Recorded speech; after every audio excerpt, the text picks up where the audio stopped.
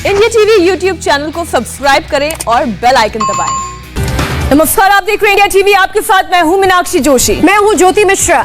शुरुआत कर रहे हैं ब्रेकिंग न्यूज की इस वक्त की सबसे बड़ी ब्रेकिंग खबर के साथ, जहां पर दिल्ली में आज अगले एक हफ्ते तक के लिए सब कुछ बंद रहेगा। इंडिया टीवी संवाददाता भास्कर मिश्रा ने यह खबर हमें भेजी है। दिल्ली में आज रात से कर्फ्यू लग जाएगा और 26 अप्रैल तक यह कर्फ्यू चलेगा और इस दौरान केवल जरूरी सेवाओं को ही छूट दी जाएगी। ये बड़ा फैसला दिल्ली के मुख्यमंत्री अरविंद केजरीवाल और उपराज्यपाल अनिल बैजल के बीच हुई बैठक में लिया गया है और जिस तरह से दिल्ली में संक्रमण की चेन लगातार बढ़ती जा रही थी, उसे तोड़ने के लिए ये बहुत बड़ा कदम उठाया गया, क्योंकि शायद अभी यही एकमात्र विकल्प भी बाकी रह गया था। और थोड़ी देर में केजरीवाल एक प्रेस कॉन्फ्रेंस करेंगे जिसमें वो इस बात का ऐलान कर सकते हैं कि आज रात से कंप्लीट कर्फ्यू दिल्ली में लागू कर दिया जाएगा।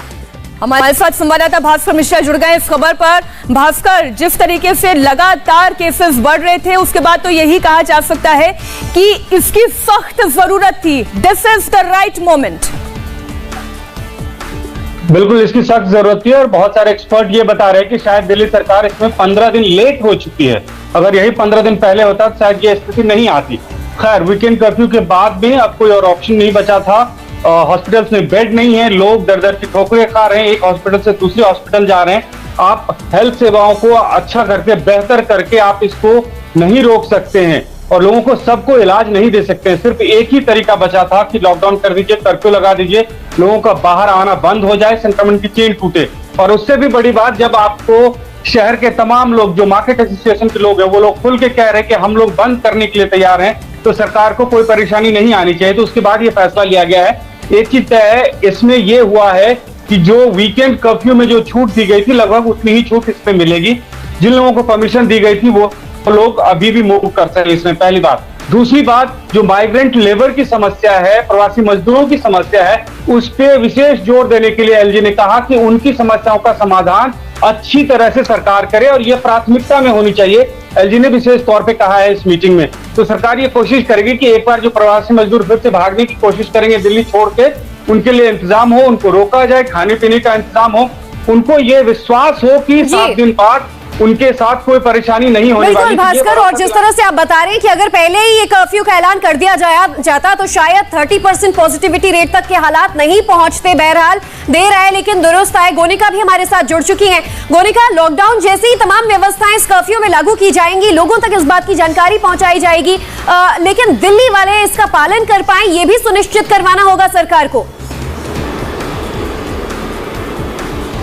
देखिए, ये सुनिश्चित जिस तरीके से वीकेंड कर्फ्यू लगाया गया, वैसे ही तस्वीर अब अगले एक हफ्ते में देखने को मिलेगी। जिस तरीके से लोगों से ये बार बार गुजारिश की जा रही थी कि आप घर से ना निकले, बेवजह ना निकले। अगर आप सड़क पर कोई भी ऐसा बेवजह घूमता हुआ पाया गया तो दिल्ली पुलिस खासतौर पर चालान करके उन लोगों को पनिश कर रही थी। इसके अलावा जो मास्क पहनकर नहीं निकल रहा था, उन लोगों को मास्क पहनाया जा रहा था। तो ये सारी चीजें जो है वो जिस तरह वीकेंड कर्फ्यू में फॉलो की गई थी, वैसी ही चीजें अब अगले एक हफ्ते में फॉलो की जाएंगी। हालांकि जो लोग मेडिकल सर्विसेज से जुड़े हैं, एसेंशियल सर्विसेज से जुड़े हुए हैं या जिन्हें हॉस्पिटल में जाकर अपना इलाज करवाना है, वो लोग घर से बाहर निकल सकते हैं। सिर्फ उन्हीं लोगों का मूवमेंट अलाउड होगा। बाकी के जो लोग हैं जो कि ऑफिस जा रहे हैं या दुकान पे किसी और जगह पर मार्केट पे जा रहे हैं, वो सारी चीजें अब अलाउड नहीं होगी। तमाम मार्केट एसोसिएशन की तरफ से इसे और अच्छे से गोनिका अब हम दर्शकों को समझाते हैं, क्योंकि क्या खुला रहेगा, क्या बंद रहेगा, आसान भाषा में भास्कर आप बताएं कि क्या ओपन रहेगा, क्या क्लोज रहेगा, क्या नहीं कर सकते, ये दर्शकों को समझाएं भास्कर।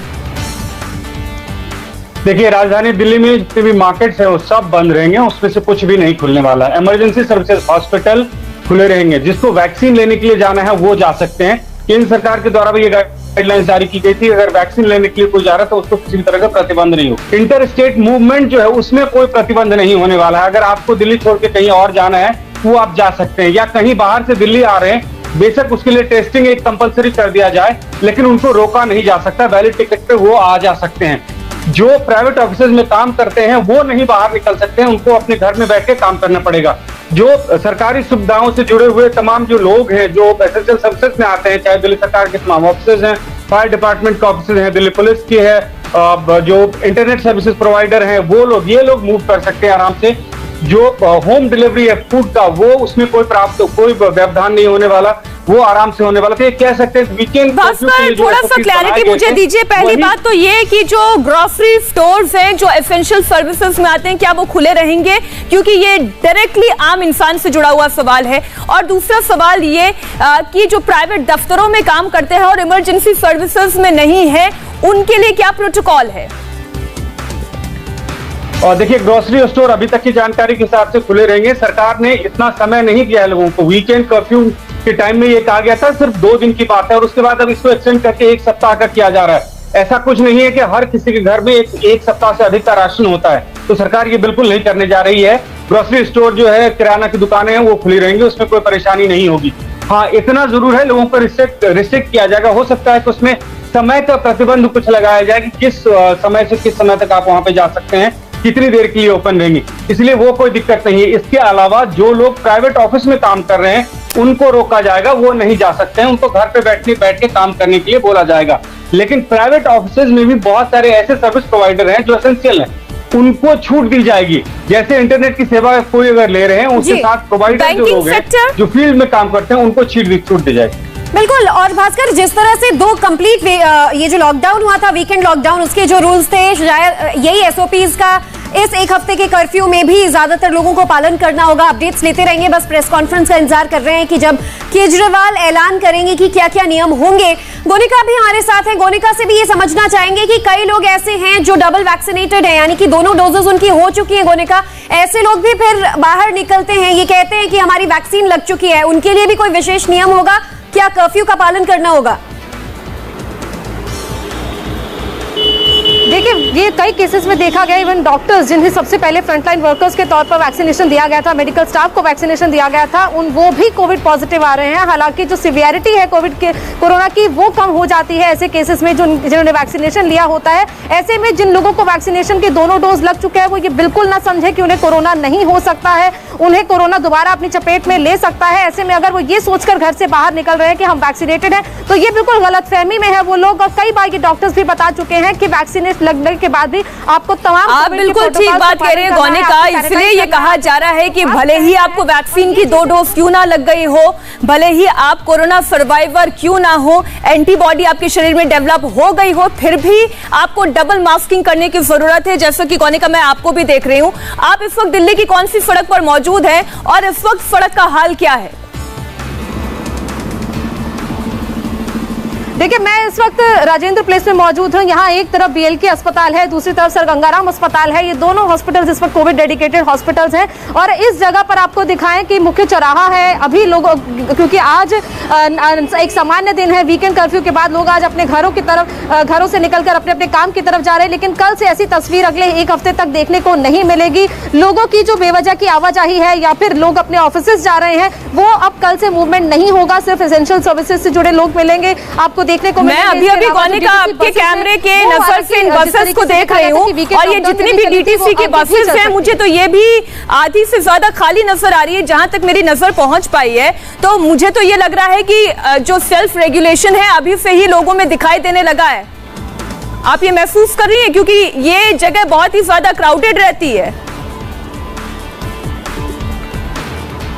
देखिए, बिल्कुल आमतौर पर ये जगह बहुत ही क्राउडेड रहती है। और ये रेड लाइट है, रेड लाइट सिग्नल होने के बावजूद यहाँ पर इतनी ज्यादा आज क्राउड नहीं देखा जा रहा है। हालांकि दिल्ली के कुछ हिस्सों में ऐसी तस्वीर है, कई ऐसे हिस्से हैं जहाँ पर आज भी काफी ज्यादा भीड़ है। कई इलाकों में ऐसा भी देखा गया था कि कल वीकेंड लॉकडाउन कर्फ्यू होने के बावजूद ही लोग घरों से निकल रहे थे। ऐसे में अब लोगों को खुद सेल्फ रेगुलेशन करने की जरूरत है। अब लोगों को ये सोचना है कि अब कोविड से अगर आपको बचना है तो आपको खुद अपनी प्रोटेक्शन करनी होगी। सरकार या फिर मेडिकल जो फ्रंटलाइन वर्कर्स है वो तो आपकी मदद कर ही रहे हैं, लेकिन उसके साथ साथ अब आपको खुद घर में रहना होगा, क्योंकि ये कोविड का जो सेकंड स्ट्रेन है, ये जिस तरीके से जितनी तेजी से फैल रहा है, वो अब लोगों के लिए चिंता का विषय है। और अधिकतर लोगों को घरों में रहना ही होगा, और इसीलिए शायद कंप्लीट कर्फ्यू का जो ये फैसला लिया गया है, बस ऐलान करना बाकी है। लेकिन अनिल बैजल ने अपनी तरफ से तो मुहर लगा ही दी है, हामी भर दी है एलजी ने। और ऐसे में अरविंद केजरीवाल किसी भी वक्त प्रेस कॉन्फ्रेंस कर ऐलान कर सकते हैं। लेकिन अभी की तस्वीर भले ही हमें ऐसी नजर आ रही हो कि भीड़ नहीं है,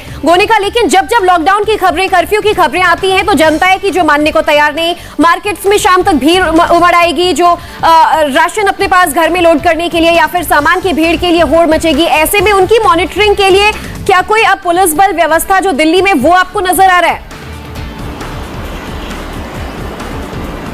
देखिए, अभी क्योंकि औपचारिक ऐलान होना बाकी है, औपचारिक ऐलान के बाद ही दिल्ली पुलिस या सेल्फ डिफेंस के जो लोग हैं वो तमाम सर्विसेज में, वो तमाम अपनी सुविधाओं में जो है वो लग जाते हैं। और अब क्योंकि जब ऐलान हो जाएगा कुछ देर बाद मुख्यमंत्री अरविंद केजरीवाल के द्वारा, तब लोगों में जाहिर तौर पर एक पैनिक की सिचुएशन होगी। लोग घरों से बाहर निकलकर राशन की दुकानों पर लंबी लाइन लगाएंगे, सब्जी मंडियों में भीड़ हो जाएगी। लेकिन सरकार की तरफ से ऐलान भी ये किया जाएगा कि आखिर अगर राशन की दुकानें खुलेंगी कि कितने वक्त के लिए खुलेंगी, क्या क्या रिस्ट्रिक्शंस रहेंगी। लोगों को पैनिक होने की बिल्कुल जरूरत नहीं है, क्योंकि जिस तरीके से देखा गया था पिछली बार जब कोविड की फर्स्ट वेव थी, तब जब लॉकडाउन लगा था, तब भी लोग राशन की दुकानों पर जा सकते थे। दूसरा हिस्सा ये भी है, दूसरी तस्वीर ये भी है कि वादा किया जाता है कि लॉकडाउन की स्थिति नहीं आएगी, लेकिन फिर भी लॉकडाउन लग जाता है। इसलिए पैनिक तो होना लाजमी है। हमारे साथ भास्कर भी जुड़े हुए हैं। और भास्कर, आज जो मीटिंग हुई है उसमें कौन कौन शामिल था? और दूसरा, जो व्यवस्थाओं की बात कर रही थी, ज्योति भी सवाल पूछ रही थी, व्यवस्थाओं को सुचारू रखने के लिए कौन कौन से कदम उठाए गए हैं? देखिए, इस मीटिंग में दिल्ली के प्रशासन से जुड़े हुए तमाम आला ऑफिसर, जिसमें दिल्ली के पुलिस कमिश्नर थे मौजूद, दिल्ली के मुख्य सचिव मौजूद थे, दिल्ली के स्वास्थ्य मंत्री मौजूद थे, दिल्ली के उप मुख्यमंत्री और नोडल मिनिस्टर जो कोविड के मनीष सिसोदिया वो मौजूद थे, दिल्ली के मुख्यमंत्री अरविंद केजरीवाल मौजूद थे और एलजी साहब खुद थे। इसमें ये चर्चा की गई कि संक्रमण के इस दर को रोकना अब ऐसे बहुत मुश्किल हो रहा है जब तक लोगों को रिस्ट्रिक्ट नहीं किया जा सकता है। और इसके लिए ये कहा गया कि 2 दिन का कर्फ्यू जो है वो पर्याप्त नहीं है इसके लिए। जिस हिसाब से पॉजिटिविटी रेट बढ़ रहा है दिल्ली में, कल ये देखिए पॉजिटिविटी रेट जो है 29 पॉइंट समथिंग था, यानी तकरीबन 30% पॉजिटिव रेट था। ये सिर्फ इतना हुआ है कि टेस्ट कम हुए थे, इस वजह से आंकड़ा 30,000 क्रॉस नहीं किया। यही अगर 1 लाख टेस्ट होते तो ये आंकड़ा 30,000 क्रॉस करता और बहुत बड़ा पैनिक होता।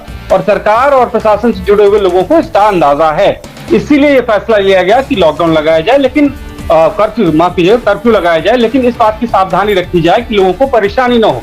पैनिक बाइंग के लिए अचानक से लोग टूट ना पड़े मार्केट में, ये भी देखने के लिए कहा गया है। पुलिस कमिश्नर खुद मौजूद थे इसमें और इस बात का इंतजाम करेंगे कि कैसे लोगों को रोका जाए, कैसे लोगों को कन्विंस किया जाए। और इसके साथ साथ ये भी कोशिश की गई है कि जो मजदूर डेली कमाते हैं, डेली खाते हैं, अचानक उनके लिए अगर ये कहा जाए कि 7 दिन तक आपके पास कोई रोजगार नहीं है तो यहाँ से छोड़ के भागेंगे और फिर बस अड्डे में या कि हाईवेज पे आपको भीड़ दिखेगी। तो इस बात के लिए एलजी ने विशेषकर बोला है दिल्ली सरकार को कि इसका इंतजाम किया जाए कि प्रवासी मजदूर एक भी परेशान न हो, उनको दिक्कत ना हो, खाने पीने की समस्या ना हो, रहने की समस्या ना हो। बात सिर्फ 7 दिन की है, इस बात के लिए लोगों को कन्विंस करना है। बहुत अच्छे से आपने ये पूरी बात एक्सप्लेन की है भास्कर। ये समझना दर्शकों के लिए और खास तौर पर वो लोग जो दिल्ली में रहते हैं उनके लिए जरूरी है समझना कि पहली बात तो ये लॉकडाउन नहीं है, ये कर्फ्यू है। ठीक वैसे जैसे वीकेंड कर्फ्यू अभी आपने शनिवार और रविवार निकाला है, ऐसा ही ये कर्फ्यू रहेगा 1 हफ्ते के लिए। दिल्ली के मुख्यमंत्री अरविंद केजरीवाल प्रेस कॉन्फ्रेंस कर रहे हैं। नमस्ते, मैं हूं मीनाक्षी जोशी। वीडियो और खबरों से अपडेट रहने के लिए India TV YouTube channel subscribe करें, बेल आइकन दबाना ना भूलें। जुड़े रहें इंडिया टीवी के साथ।